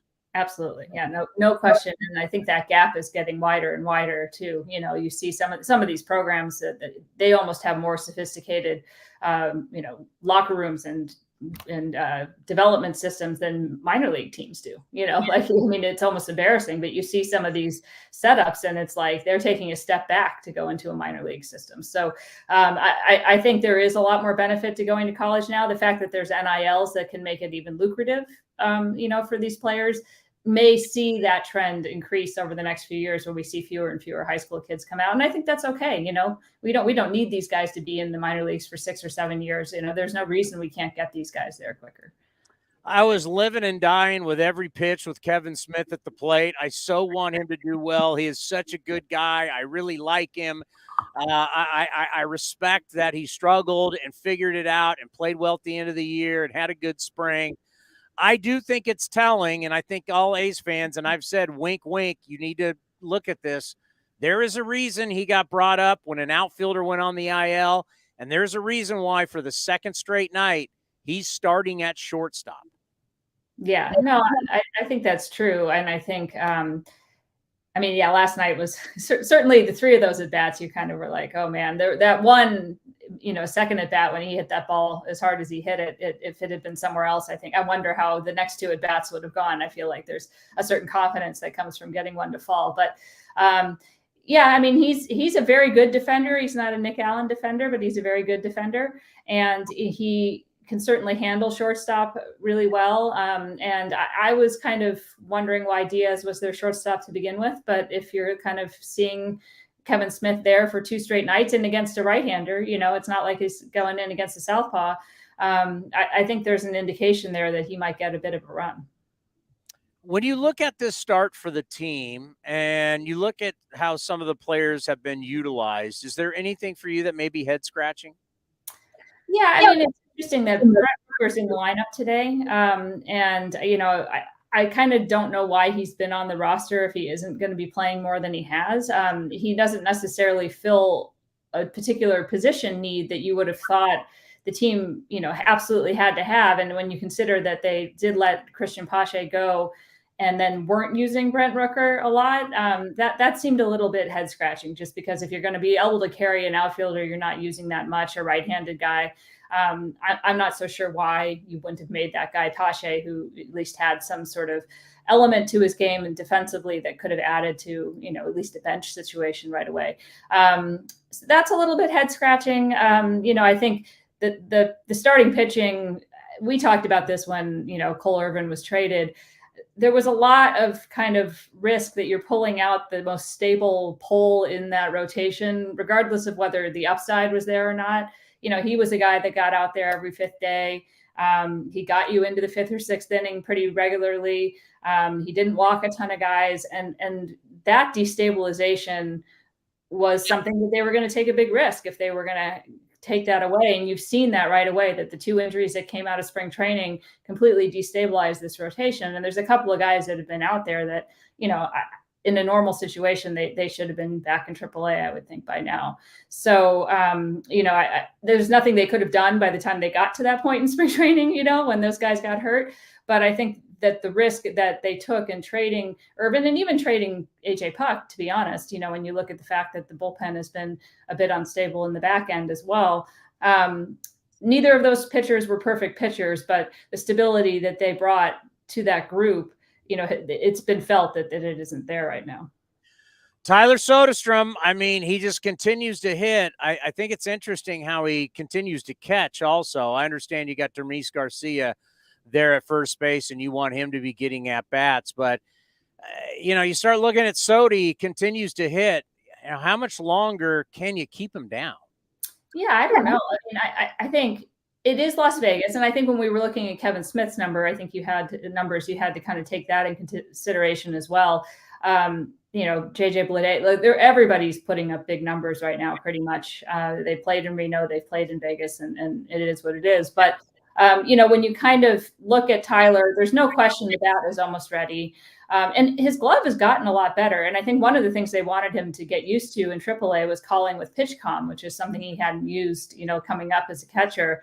But I don't know that the idea of him catching sometimes and playing first base at the big league level is so ridiculous. Look at the backup catching situation with the A's right now. It would be a lot nicer to have Shea out of the lineup and Tyler as the catcher on the days that Shea's not catching than having somebody, and no offense to Carlos Perez, who I really like a lot, but that you don't dip down from a hitting perspective nearly as much if you're looking, or, you may even increase if you're looking at having Tyler in there some of the time. And, we forget, Carlos Delgado was a catcher at the beginning of his career. It could be something that he gets a few years out of it and then maybe eventually transitions full time to first base, but he's not been horrible there. You've seen guys that are worse get to the big leagues as a defensive catcher than what he's at right now. And he's shown he's willing to work at it, and he's shown he's very coachable. So, I don't think that is the reason they'll keep him down. But if he keeps doing this and they keep producing what little they've produced so far with their lineup, I think there's got to be a way to get him in there somewhere. The great Dave Stewart was a catcher. Yeah, that's true. Now, I want to quote Moneyball. Hey, Wash, is it tough to play first base? It's incredibly hard. Okay, so I got him playing catcher all the time, and I'm going to bring him up. He's going to play first base, but he didn't play first base. Well, he's playing. He's been on like a 3-3, or a 3-2, then DH1 kind of situation. So he's caught 3, played first base twice, then he DH pretty much, for the last 2 years. Bring him to the big leagues. I'd rather have 3-1-1 or at first base. Because Langoliers is playing. He's playing. I'm going to need him at first base. I'll be honest. I'm not so sure Shea doesn't need more rest than he's been getting. I think this may have been a little bit of the fire hose a little too quickly for a young catcher to be coming in, especially this season with the rule changes and everything else, and having to absorb all of that and playing every single day with almost out of break. I'm not sure adding another rookie catcher to that situation is the best thing, but I think you've seen some of the struggles defensively with his throwing in particular. It seems like the game is speeding up a little bit on him. And I think that's something that maybe needs to be addressed a little bit, at least until these rules kind of become second nature. But as for Tyler, I mean, he was an infielder in high school along with catching. He has a long history of playing first base, playing some third base. He's a good athlete. I don't think he needs a ton of time there. I mean, the A's are famous for bringing guys up and being like, "Oh, you're a second baseman now. Go ahead, Max Muncy, and make your debut there," right? Like that's not like Jordan Diaz is a great example. Good luck. You can't play third base. We'll go ahead and put you at second base. Like that's, I don't know. I mean, I think there's something to be said for good athletes are going to figure it out, and I think Tyler's already at a base point that's way ahead of what, for instance, Scott Hatterberg was when they brought him in. So I don't think he'll need Ron Washington to be a good first baseman. I'll never forget looking it up last year going, Jordan Diaz is playing second base. Hey, look it up. Has he even played? Oh, that's right. He's never played second base ever. Like ever. He signs as a professional. He's never played second base ever. And he played second base for the A's. One thing that drives me nuts, and it happens a lot in all sports, and it happens in our sports, is people talk out both sides of their mouths, and it drives me nuts. And every single time we bring up a guy in Vegas, it's like, well, it's Vegas. Well, that's where they play. I can't change that. We have signed the affiliate agreement with Vegas, so our guys are playing in Vegas. They're playing in that league. This is what their numbers are going to be. And if everything is going to be, well, they're good in Vegas and then they suck in Oakland, guess what? We're doomed. We're absolutely doomed. I've got to have something to sell. And if you tell me that I can't trust anything in Vegas and then they're not going to come to Oakland to do it, well, then what are we doing? Yeah, I mean, I think you can trust it to a certain point. My point more is that, like, just because it's been a hot week and a half doesn't necessarily. Oh, no, I get, but we've been dealing with this for years, right? It's the same, all these teams like, well, it's Reno. Well, it's, it's like, well, that's where they play. What are we supposed to go off? And if you're trying to tell me that what they're doing in Vegas is never going to translate in Oakland, we're doomed. Yeah, well, at least until it merges into one, right? Yeah, but I mean, I think that they had this issue almost in the reverse in Nashville, right? They went from Sacramento, which was, I think, a fairly stable comparison to Oakland. It was still the PCL, but I think that was an environment that was closer to what you could expect, especially from the pitching side. The hitting side, I don't know that I worry too much because a guy controls the strike zone. He's walking, he's striking out. The ball coming off the bat, you're going to be able to tell if this guy's for real. It's the pitching that I think has been the biggest issue because, guys are afraid to throw strikes there. And I don't blame them. You get a ball off the end of the bat and all of a sudden it's going off the wall. In Vegas, it's teaching you some really bad habits. And I think, in Nashville, it was almost the reverse where they had the problem where offensive players were going there and they were doing the right thing and not getting results. And I think you saw that with Matt Olson a few years. You saw that with Renato Nunez and a few others. And they had to get to a point where there was a way for them to not get kind of caught up in what was going on in Nashville from a results perspective to get the confidence to get these guys to Oakland and have it work out. And it's almost the reverse now with Vegas, and they haven't had a lot of time yet to kind of stabilize there. I think they will figure it out, but it's tough. I mean, you look at like teams that have had their affiliates in Albuquerque and Salt Lake City and stuff, sometimes they just skip AAA for their top pitching prospects and they bring them right up from AA, because that league is so tough and the elevations are so, different from what you've got down here. Trying to get people to throw their breaking stuff is really hard. And I don't know if there's a correlation, but the fact that the A's pitching has struggled so much with their off speed and their breaking balls so far this season, coming from Phoenix, it's sort of a similar thing, right? Like where you've got that similar air and that similar, sort of lack of the sort of whatever atmosphere we have here in Oakland. But in any case, I think, they've got to figure out a better way to handle development for pitching from the Pacific Coast League to getting to Oakland. It's just been really out of whack the last couple of years, and it's set them back quite a bit not have had the guys coming up behind the Sean Manayas and the Chris Bassett's and the Frankie Montoses to take over. I mean, that gap is the reason they're here right now. The offensive struggles are what they are, but they'd be able to work around those. It's the pitching that's really got them in this situation. Didn't the Dodgers for years have Albuquerque as their AAA? Mm-hmm. And they skipped it, a lot of it. They would bring guys up from AA, and now they're in Oklahoma City, which is a much more normal environment. I mean, it's still the Pacific Coast League, but it was not a great place for them to teach pitching. In Vegas, it's not just the elevation and the heat, it's the wind, and there's all sorts of things that go into it that can make it a tough place to pitch. All right, before we let you go, by the way, I always say this, Oklahoma City, right next to the ballpark is Mickey Mantle's Steakhouse. It's one of the best steakhouses I've ever been. So if anybody's ever in Oklahoma City, great steakhouse. And Oklahoma City's a sneaky fun city. There's a lot of good to be had in Oklahoma City. Quickly, I know you got to run.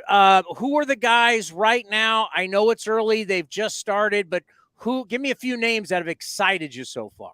Yeah, I think from a pitching perspective, it's been really good to see. Mason Miller had a really nice start in his first outing. Ryan Cusick's first outing looked better than he pitched last year. You look at that Lansing rotation. Jack Perkins had 5 no-hit innings.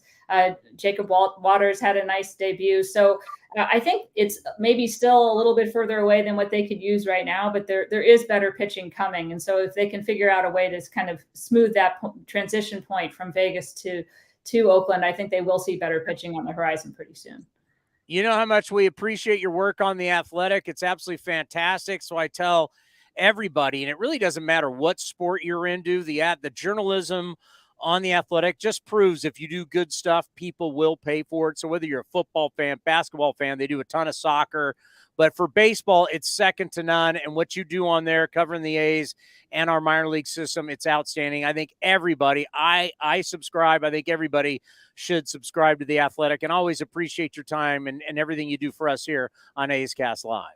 Oh, thank you. I appreciate you having me on. Take care. Thanks. Yeah, The Athletic's no joke. That doesn't matter what sport. And I don't follow soccer. I'm not a soccer guy, but I get all the notifications about soccer, and they cover everything. And their football coverage it's really good. Now you're a Warrior fan, they got great, because let's face it, you're not getting it from the newspapers anymore. This is where you want to get A's stuff, Giant stuff, Bay Area. You want to get your stuff that you're not getting from the newspapers anymore. You're going to get it on The Athletic. 2 updates quickly. And they don't pay me, by the way. I don't work for The Athletic. I'm being honest. Good journalism. Yeah, you're a fan. I'm a fan of their work. 2 things. Martin Gallegos said that, tweeted out that during Mark Hotze's media session, Seth Brown has a oblique injury. He could keep on for anywhere between 4 to 6 weeks, I believe is what it was. 4 to 6. Why? Well, let me get the exact terminology. I was looking at it on my phone. Well, I said yesterday, when you look at that type of injury, like a hamstring, an oblique, it's rest. That's the number one. Yeah, you're going to do all the different things that the trainers are going to do with you, but the number one thing that you're going to do to heal is rest. And 4 to 6 weeks, that's a month to a month and a half. Yeah, diagnosed with a grade 2 oblique strain per the A's. Estimated recovery is 4 to 6 weeks. So, month and a half. Where are we? What's the date today? April, the 11th? Yeah. So we're looking at mid-May. He could be back a little bit before June. Yeah. June. This is the guy that's supposed to lead your team in home runs. A lot of people might need to change their prediction on that one. And then Bill Moriarty had this. Mason Miller, he's made 1 start in AA Midland. He's already been promoted to AAA. Jake Fishman went on the IL down there. Parker Dunshey's on the active roster, and Luis Medina's on the temporary inactive list. I don't know if that's why they called Miller up for that, but Mason Miller made 1 start because Melissa was talking about him, and I saw that. Throws hard. He looked good in his first start in Midland from what I read. Now he's already in AAA. No one's gonna sit back and go, I don't like that. I mean, it's gonna be hopefully not like last year's 64 players, but hopefully, the young guys who come up have some success and show that they can compete. Because that's what we saw with the majority of the guys that came up last year, is they can't compete. So when you're going to bring up Soderstrom, I know Geloff's hurt, or Diaz, or Mason, or any of these guys, like, come up and show that you can compete at this level, and not just get beat up. You're just not a body. You're just not a jersey. You're someone that can come up and you can legitimately play in the big leagues and be productive, whether it's pitching, offense. Once again, pitching, offense, defense. Can you be productive? And that's what you need to find, Because right now, I mean, this has been rough. And they was I was looking at this earlier, just tying in with the AAA and everything at the minors because of Melissa being on. Sam Dykstra, who covers the minor leagues for MLB.com, or MILB.com, put out like the slash lines for all the different affiliates and leagues. And the PCL, the batting average is 271, the on base is 379, and the OPS or the slugging is 465. It's pretty good hitting down there in Vegas right now. I don't care.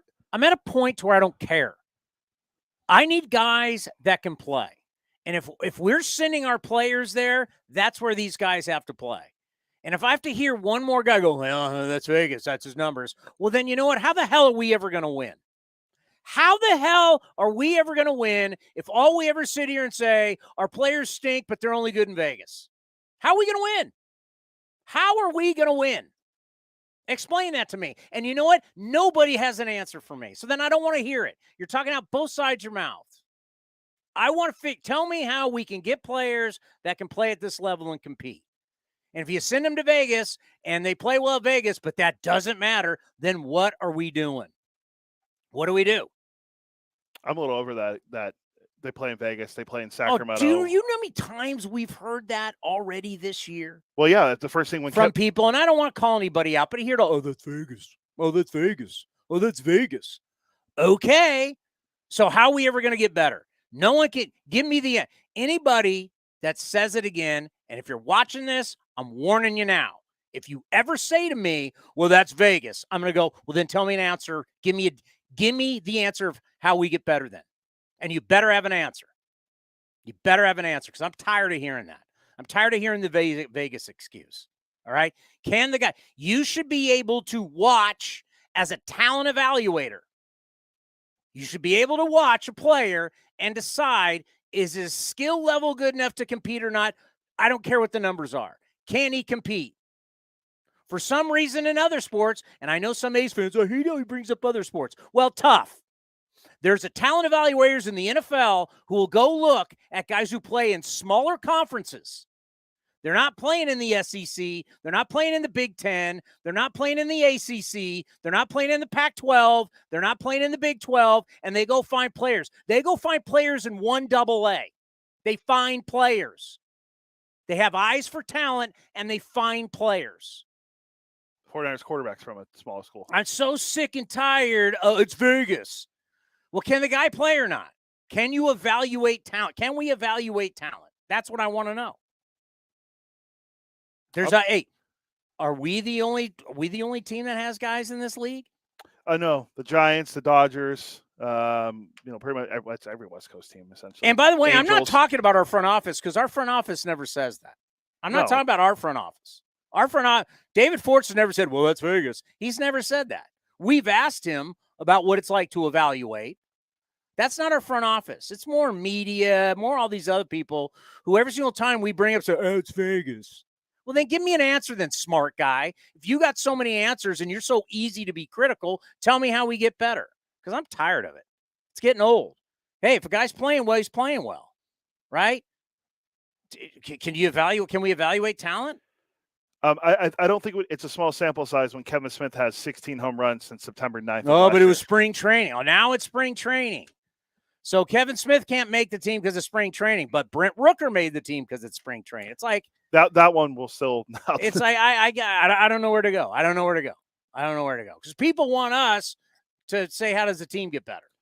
It is interesting what Melissa said. I haven't seen the A's do it since I've been here. I don't think I've really seen them do it.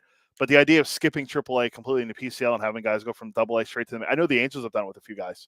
Skipping AAA completely and just going from AA. By the way, you know who's down in AAA? Your favorite Angel. Killing it right now. Joe Adell.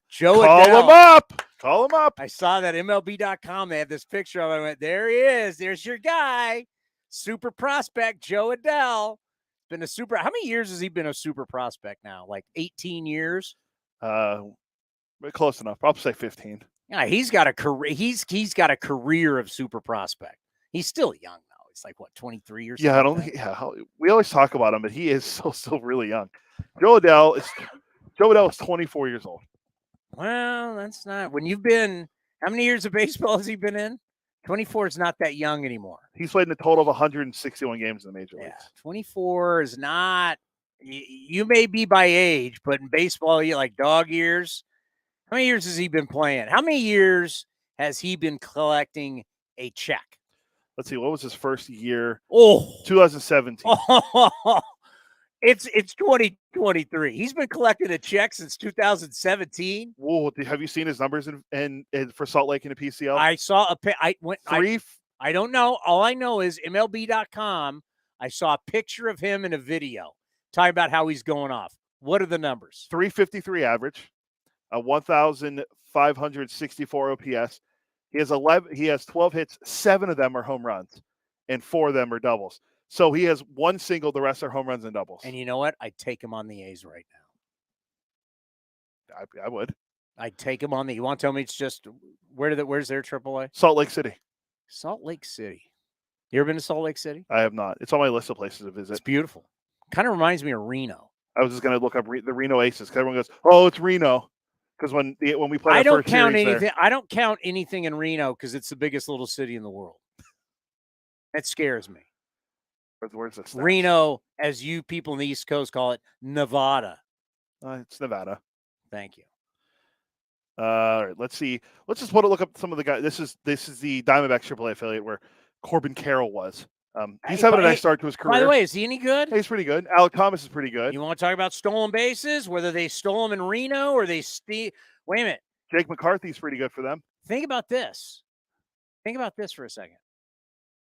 If your AAA is in Reno and your spring training is in Arizona and you play in Arizona, so the majority of all the time of being a D-back player, you're going to be playing in thin air or altitude.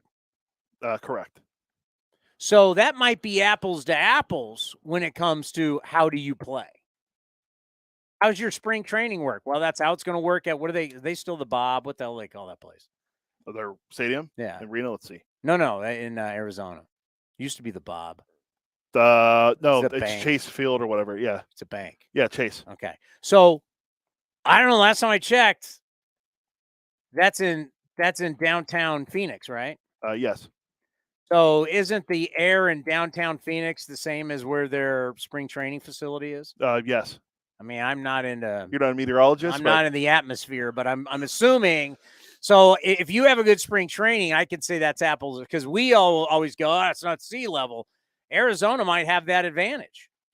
I'm looking at the numbers for the Aviators. JJ Bleday, 343 average, 3 home runs in Vegas. Tyler Soderstrom, 2 home runs, 7 RBIs, 294 average. Jordan Diaz, 281, 1 home run, 6 RBI. These guys, what are you going to say? Well, they're playing. Kyle Stevenson has a 385 batting average. Okay, but I don't care. I'm just looking on base of like these guys, they're going to get a chance eventually this year. Yeah, I mean, I could say. I you know how I can evaluate it? A guy is having success. Yes. Okay. A guy is making contact. A guy is making quality contact. Right? I can decide if he's hitting every ball off the end of the bat and getting hits, I'm going to see that. I'm also going to see if he's squaring it up. I got to see if a guy is having success. So are we going to spend the rest of our days going, well, we got these guys who are doing well, but it doesn't matter. Like, what do we do then? What's the answer? We're not changing affiliates. We are going to be in Vegas. So what do we do? There's nothing you can do. You have to base off what these guys are doing and hope they. I think we can all agree Tyler Soderstrom is going to hopefully be a good player for the A's in the major leagues. I mean, should I be able to have somebody sitting there watching going, hey, this guy's swinging it well? Yes, that's what scouts are for. I mean, shouldn't we be able to? I mean, other teams. Once again, our front office doesn't say this. So this is not about our front office. Our front office doesn't go, oh, it's Vegas. They've never said that to us. It's everyone else. It's everybody else. So when I'm talking about everybody else, it just drives me nuts. Everybody else, it's Vegas. Like everybody else now is some smart guy. If they were so smart, they'd actually be working in baseball, making more money than the job they're doing now. One last thing on AAA. Paul Blackburn's making a start for Vegas tonight. That's good news. Yeah, that is good. So Paul, coming back from the fingernail issue, hopefully this is the last one. Hopefully he's back. And he's frustrated. I ran into him right before he went into Stockton, right? He made a start in Stockton. I ran into him, and he's frustrated. I mean, it's a nail. I mean, come on. That's tough to deal with. All right, do you want to how much time we got? We got about 15 minutes. All right. Coming up next. Toronto. You want to do that now or take a quick break? Let's get the sponsors in. Okay. Coming up next, it's interesting how teams are changing their ballparks, and it's going to dramatically change their teams. We'll talk about next right here on A's Cast Live. This is Chris Townsend. There are two things that are a must for me: comfort and style. Whether I'm playing golf, going to dinner, I've got to have the right feel. That's why I've partnered with Linksole, and you're going to love Linksole. They have just released their new spring line, new fabrics for their polos, lightweight and perfect for technical performance. Linksole also has new styles for their layers and hoodies with cool prints and seasonal colors. You know what they say in the big leagues: look good, play good. Go to linksole.com. That's linksole.com. Let's cheers to the champions. Join us for the 50th anniversary of the 1973 World Series Championship team with a pregame ceremony on Sunday, April 16th. Celebrate Gene Tennis, Vita Blue, Raleigh Fingers, and many more A's legends. The next pitch deep to right field. It is going. It is gone. Goodbye. Two-run home run by Reggie Jackson. Tickets are available at athletics.com/tickets. That's athletics.com/tickets. Chevron with Techron has unbeatable engine cleaning power, and it gives you unbeatable mileage for all kinds of unbeatable destinations, like time in the sun at the beach, or time in the sun riding roller coasters, or a day in the sun hiking mountains. Well, probably just one mountain would be enough for a day, but hiking a mountain is still an unbeatable choice for how to spend time. Download the Chevron app now to get unbeatable mileage at locations near you.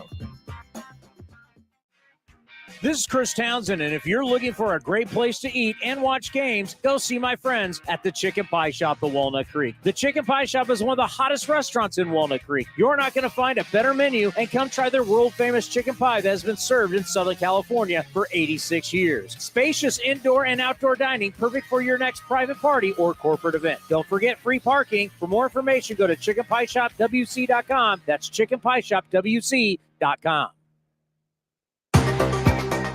Unlock offers and receive exclusive in-game features by downloading the MLB Ballpark app for iPhone and Android today. Plus, get the latest information on game times, schedules, and more. Hey folks, Vince Cotroneo here to explain why Cinnabar Hills Golf Club in the hills of San Jose is my favorite place to play. With 27 holes to choose from, any level of player will love it. It's the best place to play in Silicon Valley. At the Turn, I've enjoyed the menu from the grill of the newly renovated restaurant, not to mention a 19th hole experience to relive the day. The expanded clubhouse will service all your needs, and best of all, you can plan any event, including weddings at Cinnabar Hills Golf Club with some of the most amazing views of the Bay Area. Visit CinnabarHills.com. That's CinnabarHills.com. Thanks to the Xfinity 10G network, my little brother's friends won't leave our house. When I was their age, internet with basically no interruptions was a pipe dream. You sound like my grandpa. Now through April 23rd, new customers can get 200 megabit Xfinity internet during our limited time Xfinity 10G network launch celebration for just $25 a month for 2 years. Go to Xfinity.com/10G, call 1-800-XFINITY, or visit a store today. Requires paperless billing and autopay with stored bank account. Restrictions apply. Taxes and fees extra. After promo, regular rates apply to internet service and devices. Actual speeds vary. Like sports, business is about winning. Championship decisions are business decisions based on what it takes to help your company win. And that's why there's UBO Business Services, specializing in helping you win every day by streamlining workflows, managing documents, and providing the best-in-class office technology. Make your championship decision with UBO Business Services. Visit them at ubeo.com. That's ubeo.com. Innovation. It's at the core of Cal State East Bay, like at our Green Biome Institute, where faculty and students preserve genetic information from California's endangered plants, or how we open doors for local entrepreneurs at our Small Business Development Center. From educators to nurses to STEM professionals, Cal State East Bay has real impact throughout the region's neighborhoods, boardrooms, and the entire economy. Be part of the innovation. Connect with Cal State East Bay at csueastbay.edu/impact. Become an A's insider today. Visit athletics.com/newsletter and sign up to receive the latest team highlights, up-to-date news, features, and more, all delivered free to your inbox. That's athletics.com/newsletter. A's fans need Friday night plans? Well, we got you covered. Get 4 tickets and parking for any Friday night game starting at just $49 with the Friday 4-pack presented by Chevrolet. Save big and enjoy great matchups, post-game fireworks and drone shows, giveaways, and more this 2023 season. And he drills one to right, way back, and no doubt, and that quickly the A's have taken the lead. Second deck. Friday night tickets are available at athletics.com/value. That's athletics.com/value. If you're looking for a new mattress, Nest Bedding has you covered. Sleep on the same mattress Hall of Famer Ricky Henderson sleeps on. Nest Bedding is the #1 brand of online mattresses and the Bay Area's favorite mattress store. Take home the Easy Breather pillow. The New York Times calls it their #1 pick. You can navigate their easy-to-use website, nestbedding.com. That's nestbedding.com. Green and Gold fans, use the coupon code Oakland and you get 10% off your entire order. Nest Bedding, love where you sleep. Streaming from the town, A's Cast Live continues with Chris Townsend. All right, we got A's Total Access coming up here. What time? 2:55. So 2:55? So we got about 10 minutes left. Ben McDonald will be our guest. Yep. Ben McDonald, Jessica Kleinschmidt, Melanie Newman. Vince has told me he's going to Brandon Hyde tomorrow, the manager of the Orioles. So there you go. A lot of A's Orioles content coming away the next 2 days. On Bay A's Total Area Access. zone. He's from Santa Rosa. Yeah. Friend of the program. We had him on last year on the field. It was good to finally Yeah, have are we him. going to get him on the field next time around? That's why I didn't ask for him this time. I figured we'd get Cole. Oh, you just big league Vince. Vince, you take him now. I'll wait. Yeah, I told him already. Oh, wow. Friday, we're shooting for Mets. I want to get Mark Hanna again, not because to talk to Mark Hanna, but he also has a cookbook coming out that he's The wrote. great Mark Canna. He's an author now. An author now. Except Mark Canna's mad at me on Twitter. Fake Mark Canna's mad at me, you said? Yeah. Mark Canna and I love the guy. Fake Mark Canna got a problem with Townie. It's true, he does. What's his latest problem you're telling me? Somewhat throwing out the phone number, then no one there to answer the calls or something. Hey, I'm throwing out the number right now. If Robert Costa wants to answer it back in the studios, you could talk to Robert. 833-625-2278. Does he not know we don't take phone calls? We don't have the equipment set up to take phone calls in studio. Yes. We're set up more as a television studio. We're not set up as a radio studio. Yeah, it's Does he not know that? I don't think so. I don't think maybe he doesn't. We don't have a number for you to call in. We don't have a switcher to route you into our board. We're basically a television / streaming studio. That's how I built this. We're not built like an actual radio station. So we do not have the ability to take phone calls. So when we joke and give out the number 833-625-2278, those go back to a studio that we have built inside. You call it Oracle Arena. I call it, I don't even know what we call it. Is it Oakland Arena? It's Oakland Arena now. It's now Oakland Arena. We have a studio that's built as a radio studio that the game, that's where the A's Cast official studio is, that our terrestrial radio stations take the signal from that studio. And that's where you can call in, and that's how the post-game show phone calls work. We here, or when we're down on the field doing the show at the Coliseum, do not have the technology, nor did we ever really want to do it.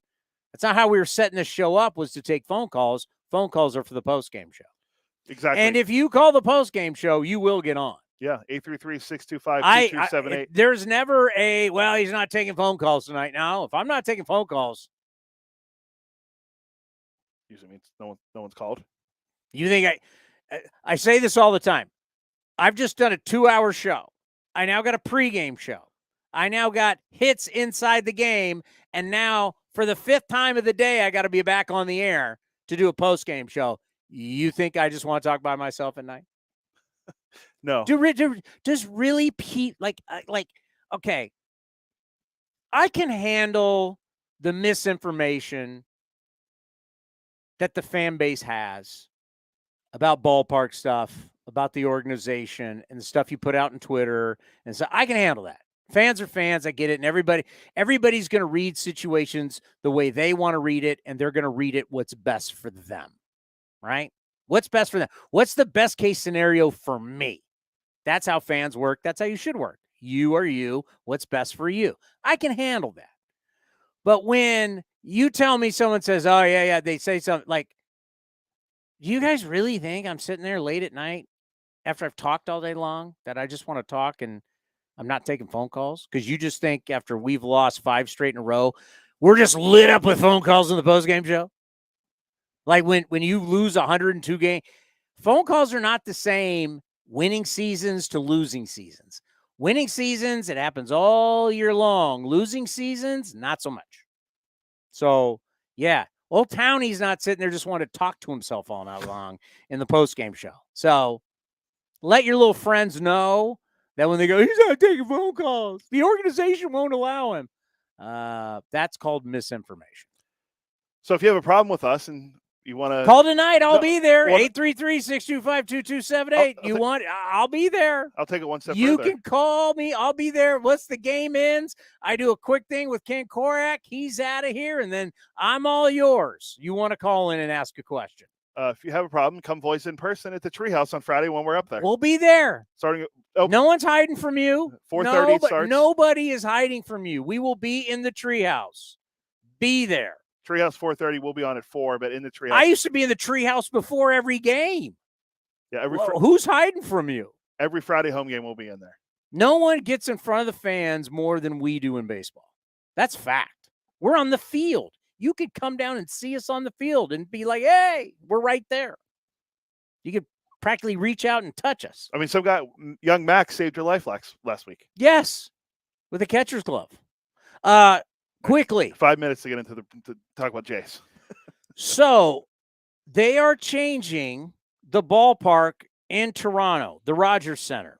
The right center field fences is 16 feet closer to home plate, though the height of the fence was raised to 14 feet, 14 inches. But they've changed it all over. I don't have time. It's here in the notes. They've changed left field, left center, right center, left center power alley, right center power alley, and straightaway center field. So basically they've changed everything, whether they brought it in or raised the height of the wall. So if you go back last year, because of StatCast, we can trace every single home run and every ball that wasn't a home run.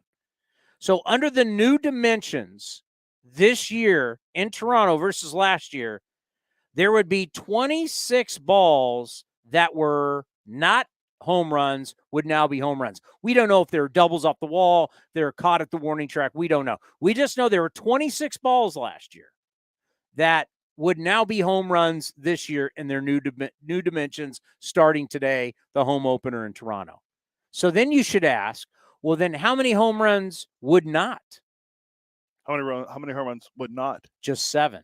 Oh, okay, that's pretty good. So that's a difference in 19 home runs. And I found it funny watching MLB Network today. They made it seem like, that's not that big of a deal. Well, you just said earlier in this program, the Athletics only hit 137 home runs last year. 19 home run difference at home. Not saying that they would all be for the A's, but any difference in home runs for the A's would have been, the A's could have had 145. Hey, the A's hit 145 home runs. Captain Obvious, they're not losing 102. Maybe they lose 98. Yeah, I was going to say. Okay. I don't know much of big of, I mean, it's going to make a change. It's going to be drastic. But yeah, but this is how drastic the change in Toronto is going to be. Changing, just looking at those numbers, it was a net add of 19 home runs, okay? if you look at last year's balls that were hit out and were close, their new dimensions would mean 26 more would go out, and then there's 7 that went out that wouldn't. That's an add of 19 home runs. That would take the Rogers Center. Last year, they ranked 5th in home runs. You know where they would rank now? I think you told me it was first. 1. It would take them from one of the best hitting ballparks to the very best. The new dimensions, if it played out the way it did last year, the Rogers Center will now be the number 1 place to hit in all of baseball. Yeah, I saw a sign about Matt Chapman's home runs, how he would have had 3 more or something, because he did hit a lot of home runs at home last year. That's where the majority of his home runs came from. Brandon Belt was quoted about it. Belt. Oh, Matt Chapman. I mean, if you go to Matt Chapman's numbers last year, he was terrible on the road. Yeah, I can do it real quick because it gives you a great example when people look at somebody's home. When you look at somebody's year and they go, "Hey, look what they did." Well, it's like, Matt Chapman on the road hit 218 with 8 home runs and 30 RBI. At home, he hit 19 home runs and hit 240. Okay, so now you tell me this, and we love Matt Chapman. I love him. I'm rooting for him. I hope he has a great year, gets a big contract. Matt Chapman on the road hit 218 and had an OPS of 693. That is what kind of player? I would say below average. That's a below average player. And that's 81 games of a below average player. But you put him in a ballpark that we know now was 5th in home runs. He's now an 826 OPS, and he's a good player. He only had 8 doubles at home, by the way. 8. Yeah, it's not that. 19 on the road. 19 home runs. How many doubles? 19 home runs, 8 doubles at home.